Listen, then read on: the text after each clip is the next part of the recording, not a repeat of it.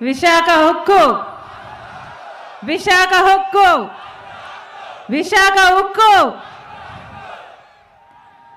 ఇంకొకటి కూడా, ప్రత్యేక హోదా అంటే మన ఊపిరి అనాలి.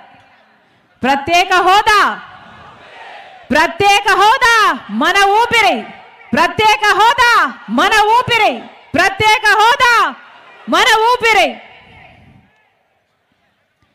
వేదిక మీద ఉన్న పెద్దలందరికీ, సిపిఐ సిపిఎం నాయకులకు, కార్యకర్తలకు, రాజశేఖర్ రెడ్డి గారి అభిమానులందరికీ, చేరి వచ్చిన ప్రతి అక్కకు, ప్రతి చెల్లికి, ప్రతి అన్నకు, ప్రతి తమ్ముడికి, ప్రతి అమ్మకు, ప్రతి అయ్యకు మీ రాజశేఖర్ రెడ్డి బిడ్డ శిరస్సు వంచి చేతులు జోడించి మనస్ఫూర్తిగా నమస్కరించుకుంటోంది.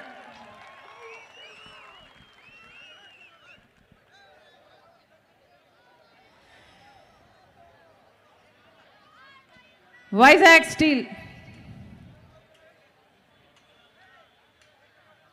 విశాఖ ఉక్కు ఆంధ్ర రాష్ట్రానికే తలమానికం. ఆంధ్ర రాష్ట్ర ప్రజలందరికీ ఆత్మ గౌరవం. విశాఖ ఉక్కు ఒక కారాగారం మాత్రమే కాదు, ఒక ఇండస్ట్రీ మాత్రమే కాదు. విశాఖ ఉక్కు ఒక ఇమోషన్, ఒక సెంటిమెంట్. 1960లలో 1960స్లో జరిగింది ఒక ఉద్యమం. ఇదే విశాఖ ఉక్కు కోసం ఎంతోమంది ప్రాణాలకు లెక్క చేయకుండా ఉద్యమించారు. ఎంతోమంది ఆస్తులను త్యాగం చేస్తే ఇంకెంతోమంది 32 మంది బుల్లెట్లకు ఎదురెళ్ళి ప్రాణత్యాగం చేశారు. ఒక్క ఆంధ్ర రాష్ట్రంలోనే కాదు, తెలంగాణలో కూడా జగిత్యాలలో 2 చనిపోయారు. జగిత్యాలకు చెందిన వాళ్ళు. వరంగల్లో 25,000 మందితో ఒక పెద్ద ర్యాలీ తీశారు ఆ రోజుల్లో. ఇక ఆంధ్ర రాష్ట్రంలో అంటే చెప్పలేనంతగా అద్భుతంగా ఉద్యమించారు. అందుకే సాధ్యమైంది విశాఖ హక్కు. ఇందిరమ్మ గారు శంకుస్థాపన చేసిన ప్రాజెక్ట్, పివి నరసింహారావు గారు జాతికి అంకితం చేసిన ప్రాజెక్ట్.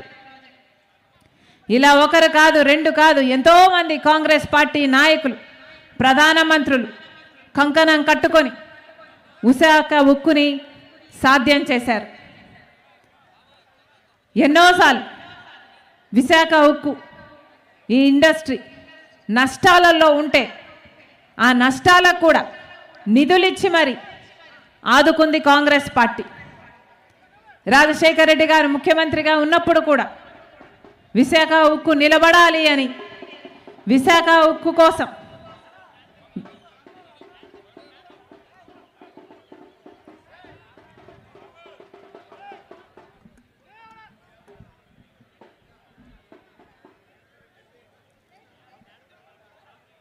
ఎంతో చేశాడు రాజశేఖర్ రెడ్డి గారు విశాఖ ఉక్కు కోసం.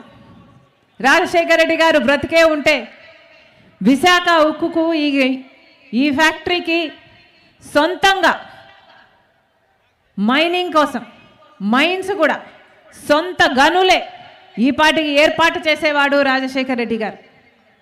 కానీ దురదృష్టం, కాంగ్రెస్ పార్టీ ఎన్ని ప్రయత్నాలు చేసినా ఈ రోజు వరకు ఒక సొంత మైన్ లేకపోయింది విశాఖ ఉక్కు. కానీ 2014 వరకు లాభాలలో నడిచిన ఫ్యాక్టరీ.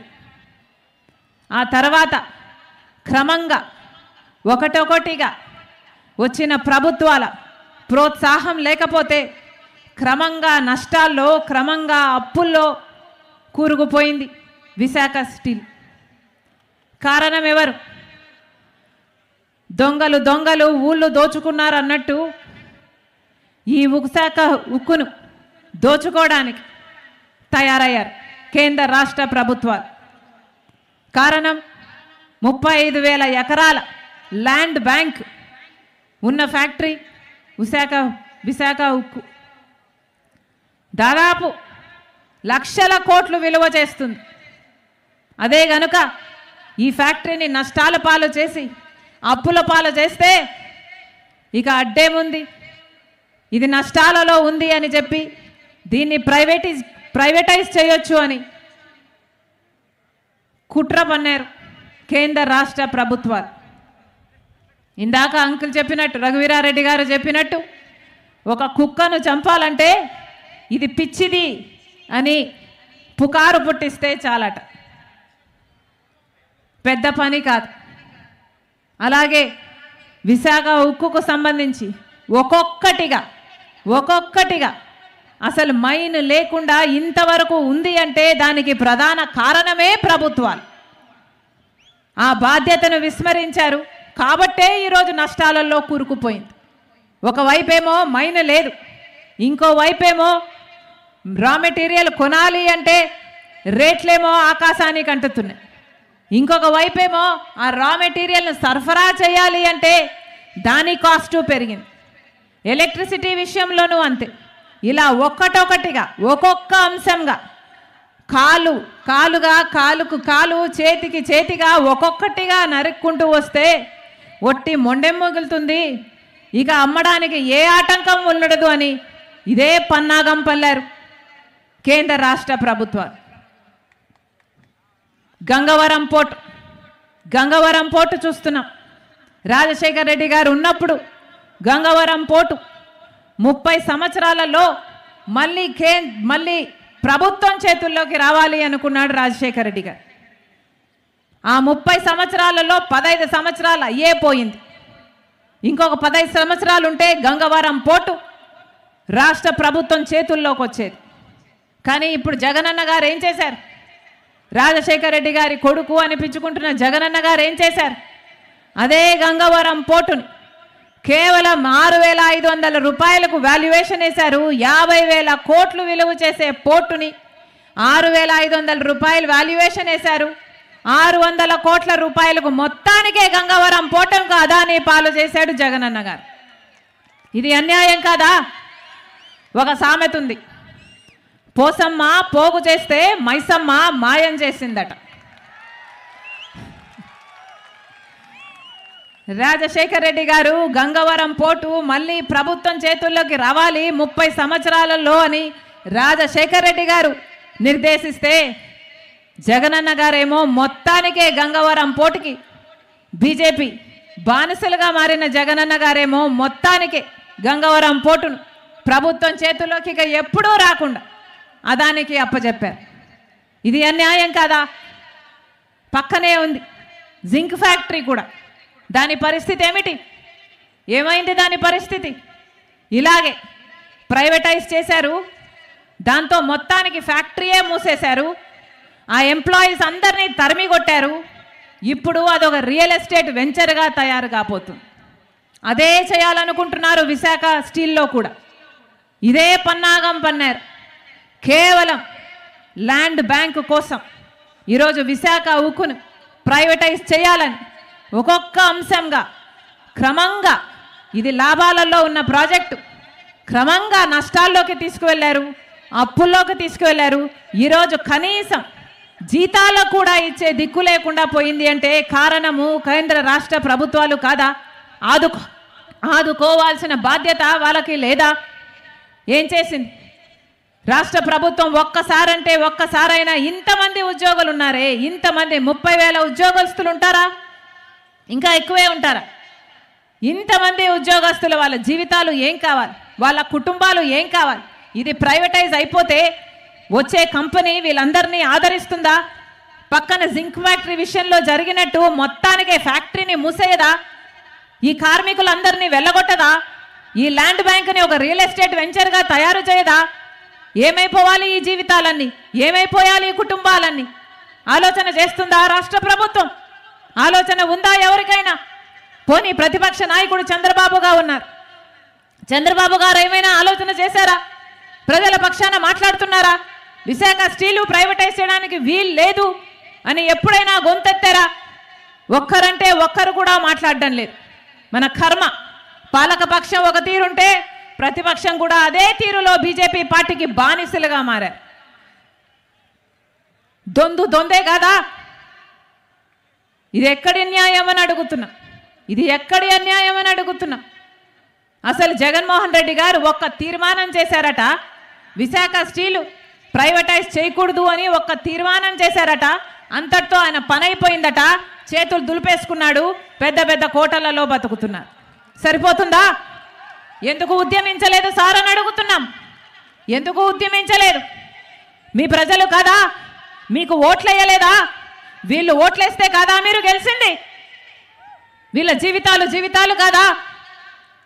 ఆలోచన చేయాలి. మళ్ళీ మళ్ళీ అదే నాయకులను ఎన్నుకుంటే ఏం జరుగుతుందో ఆలోచన చేయాలి. జగనన్న గారు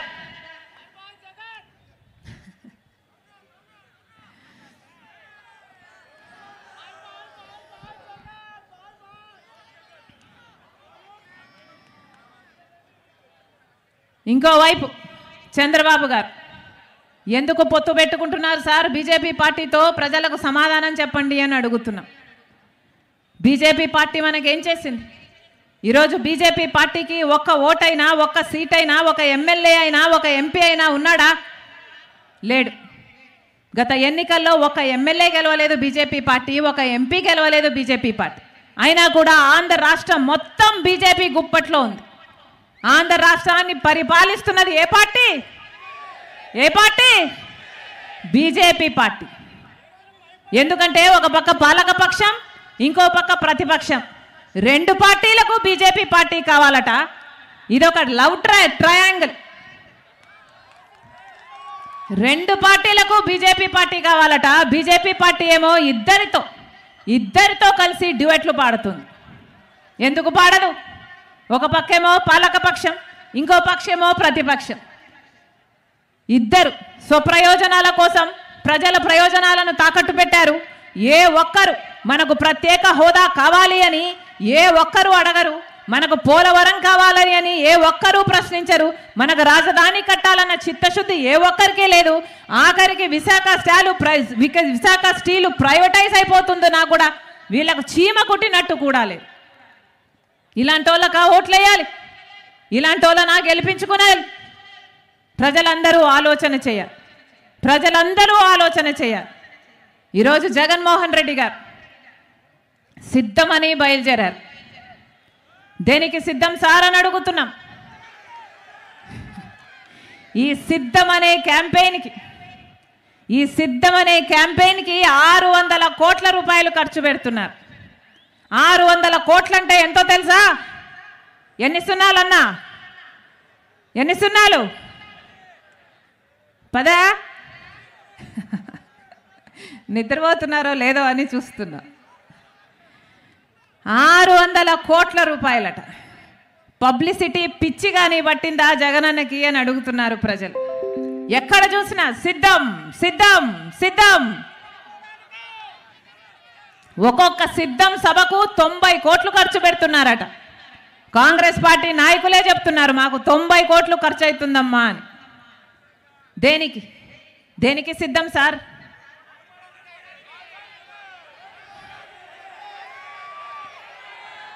మళ్ళీ 8 లక్షల కోట్లు అప్పు చేయడానికి సిద్ధమా? మళ్ళీ బీజేపీ పార్టీతో అక్రమ పొత్తు పెట్టుకోవడానికి సిద్ధమా? మళ్ళీ ఆ బీజేపీ పార్టీకి మన ప్రత్యేక హోదాను, మన పోలవరంను, మన రాజధానిని, మన వైజాగ్ స్టీలను తాకట్టు పెట్టడానికి సిద్ధమా? మళ్ళీ పూర్తి మద్యపాన నిషేధం అని చెప్పి మహిళలను మోసం చేయడానికి సిద్ధమా? మళ్ళీ 2,30,000 ఉద్యోగాలు, ప్రభుత్వ ఉద్యోగాలు ఖాళీగా ఉన్నాయి, నేను వాటిని భర్తీ చేస్తాను, ప్రతి సంవత్సరము జాబ్ క్యాలెండర్ ఇస్తాను, మెగా డిఎస్సి 23,000 ఉద్యోగాలతో వేస్తానని చెప్పి యువకులను మళ్ళీ మోసం చేయడానికి సిద్ధమా? రైతులకు 3,000 కోట్లతో ధర స్థిరీకరణ నిధి ఏర్పాటు చేస్తామని చెప్పారు. మళ్ళీ రైతుల్ని మోసం చేయడానికి సిద్ధమా? దేనికి సిద్ధం? ప్రజలను మోసం చేయడానికి మీరు సిద్ధమైతే ప్రజలు మీకు బుద్ధి చెప్పడానికి, మిమ్మల్ని ఇంటికి పంపడానికి ప్రజలు కూడా సిద్ధం.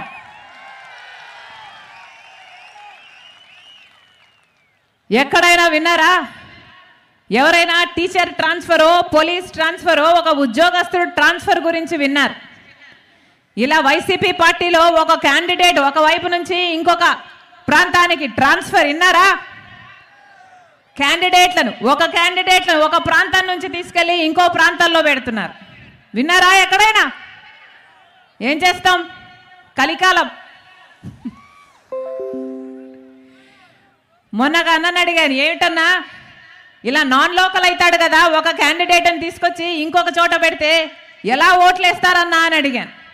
ఎందుకు చేస్తున్నారన్నా, ఎట్లా వర్కౌట్ అవుతుంది అని అడిగాను. అంటే ఆయన ఏం చెప్పాడో తెలుసా? ఏం చేస్తాం తల్లి, ఇప్పుడున్న క్యాండిడేట్లేమో మాఫియాలు చేశారు, ల్యాండ్ మాఫియా, లిక్కర్ మాఫియా అని బ్రహ్మాండంగా సంపాదించుకున్నారు. ఇప్పుడేమో ఆ క్యాండిడేట్లకి అక్కడ అసమ్మతి ఉంది, అక్కడ ఓట్లేసే పరిస్థితి లేదు జనాలలో.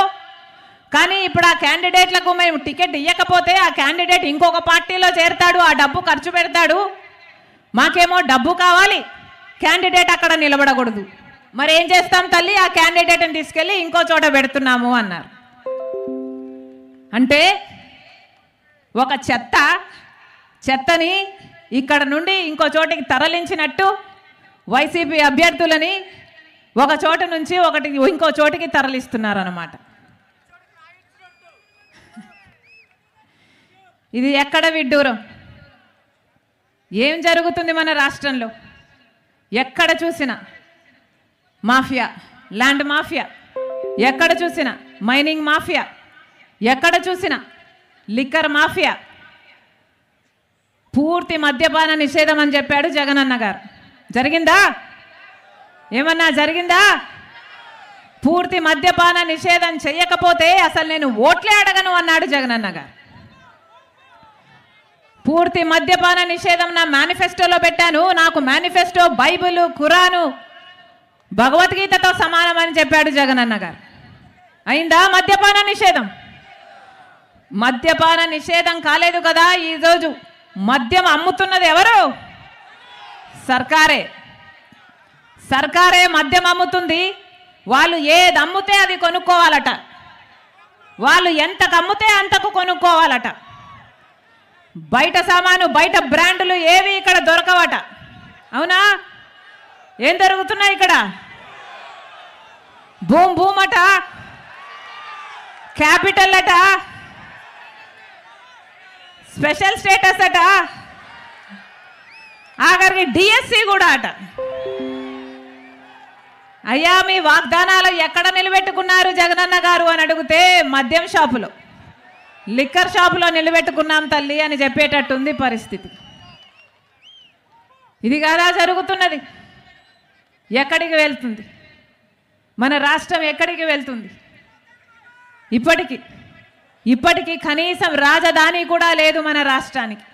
10 సంవత్సరాలు అయిపోయిందే. 5 సంవత్సరాలేమో చంద్రబాబు గారు ముఖ్యమంత్రిగా ఉన్నారు, ఇంకొక 5 సంవత్సరాలేమో జగనన్న గారు ముఖ్యమంత్రిగా ఉన్నారు. ఎవరు పట్టించుకున్నారు? మన ప్రత్యేక హోదా గురించి ఎవరైనా పట్టించుకున్నారా? ఆ రోజుల్లో చంద్రబాబు గారు అన్నారు మాకు 10 సంవత్సరాలు.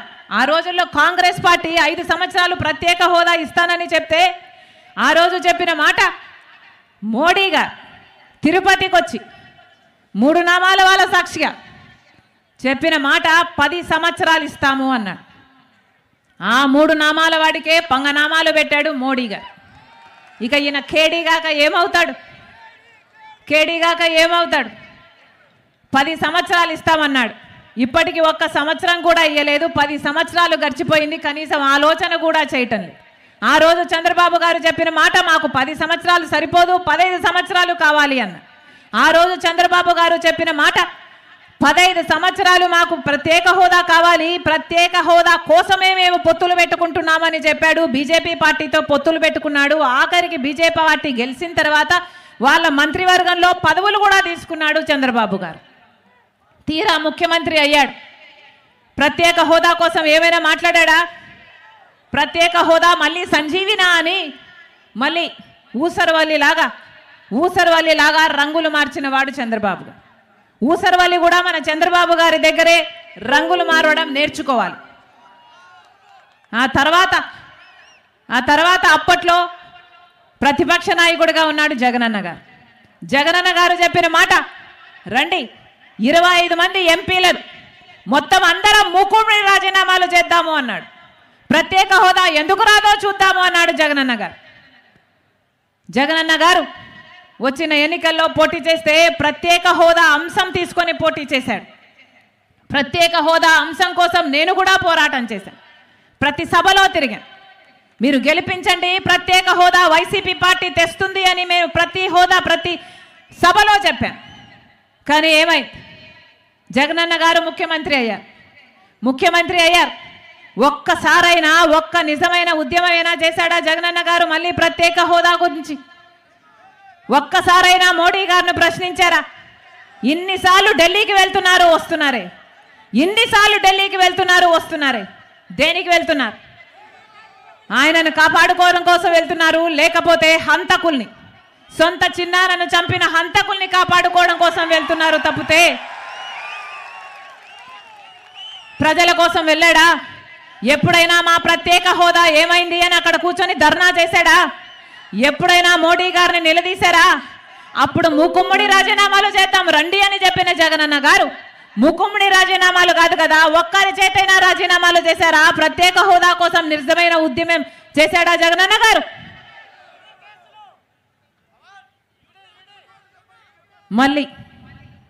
మళ్ళీ చెప్తున్నా, ప్రత్యేక హోదా రావాలి అంటే కాంగ్రెస్ పార్టీ అధికారంలోకి రావాలి. మళ్ళీ చెప్తుంది, కాంగ్రెస్ పార్టీ ప్రత్యేక హోదా రాహుల్ గాంధీ గారు చెప్పిన మాట అధికారంలోకి వచ్చిన వెంటనే మొట్టమొదటి సంతకం ప్రత్యేక హోదా మీదనే పెడతామని రాహుల్ గాంధీ గారు చెప్పారు. ఆలోచన చేయండి, ఒక మనిషికి ప్రత్యేక హోదా గురించి ఎంత చిత్తశుద్ధి లేకపోతే, ఆంధ్ర రాష్ట్ర ప్రజల గురించి ఎంత చిత్తశుద్ధి లేకపోతే మొదటి సంతకమే ప్రత్యేక హోదా మీద పెడతానని చెప్తాడు. మేము మాటిస్తున్నాం, మా నాయకుడు మాటిచ్చాడు. ప్రత్యేక హోదా 5 సంవత్సరాలు కాదు 10 సంవత్సరాలు 10 సంవత్సరాలు కాంగ్రెస్ పార్టీ అధికారంలోకి వచ్చిన తర్వాత కాంగ్రెస్ పార్టీ 10 సంవత్సరాలు ఆంధ్రప్రదేశ్కు ప్రత్యేక హోదా ఇస్తాం. అది కూడా 10 సంవత్సరాలు నిర్లక్ష్యం చేసింది బీజేపీ పార్టీ. కాంగ్రెస్ పార్టీ అధికారంలోకి వచ్చిన 10 రోజుల్లోనే ప్రత్యేక హోదా ఆంధ్ర రాష్ట్రాల్లో అమలు చేస్తామని రాహుల్ గాంధీ గారి మాటగా చెప్తున్నాం. ఆ మాట పట్టుకొని వచ్చింది రాజశేఖర రెడ్డి బిడ్డ. ఒక ప్రత్యేక హోదాయే కాదు, ప్రత్యేక హోదా రావాలి అంటే కాంగ్రెస్ పార్టీ అధికారంలోకి రావాలి. పోలవరం ప్రాజెక్టు పూర్తి కావాలి అంటే కాంగ్రెస్ పార్టీ అధికారంలోకి రావాలి. మనకు తలెత్తుకునేటట్టు ఒక రాజధాని కావాలి అంటే, ప్రత్యేక హోదా కావాలన్నా, పోలవరం కావాలన్నా, రాజధాని కావాలన్నా కాంగ్రెస్ పార్టీ అధికారంలోకి రావాలి.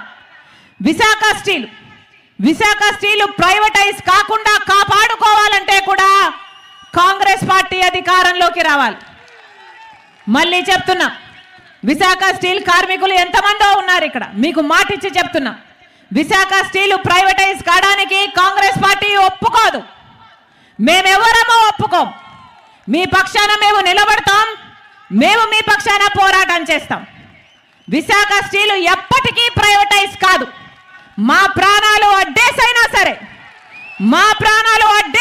సరే విశాఖ స్టీల్ కోసం కాంగ్రెస్ పార్టీ నిలబడుతుంది. విశాఖ స్టీల్ను కాపాడుకునే ప్రతి ప్రయత్నము మీరు ఎప్పుడు పిలిస్తే అప్పుడు, ఎప్పుడు కేకేస్తే అప్పుడు కాంగ్రెస్ పార్టీ ప్రత్యక్షమవుతుంది. మీకోసం పోరాటం చేస్తామని కాంగ్రెస్ పార్టీ తరపున మీ రాజశేఖర రెడ్డి బిడ్డ ఈరోజు మీకు మాటిస్తుంది. నేను రాజశేఖర రెడ్డి బిడ్డను. పులి కడుపున పులే పుడుతుంది.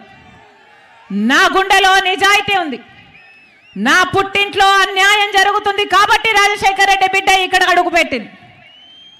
మాటిచ్చి చెప్తున్నాం, ఆంధ్ర రాష్ట్రానికి ప్రత్యేక హోదా వచ్చేంత వరకు రాజశేఖర రెడ్డి బిడ్డ ఇక్కడ నుంచి కదలదు. పోలవరం ప్రాజెక్టు సాధించుకునేంత వరకు రాజశేఖర రెడ్డి బిడ్డ ఇక్కడ నుంచి కదలదు. మనకు అద్భుతమైన రాజధాని కట్టించుకునేంత వరకు రాజశేఖర రెడ్డి బిడ్డ ఇక్కడ నుంచి కదలదు.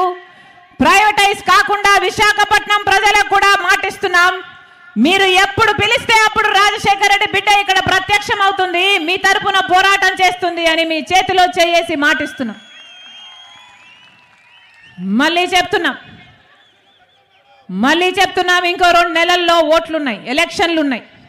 ఓటు అనేది మీ చేతుల్లో ఉన్న ఆయుధం. ఓటు అనేది మీ చేతుల్లో ఉన్న ఏకైక ఆయుధం. 5 సంవత్సరాలకు ఒక్కసారి మాత్రమే వస్తుంది ఈ ఆయుధం.